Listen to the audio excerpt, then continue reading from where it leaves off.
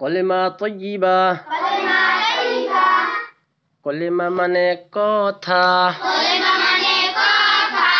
তয়্যিবা মানে পবিত্র, পবিত্র কথা। লা ইলাহা ইল্লাল্লাহুর মা'না,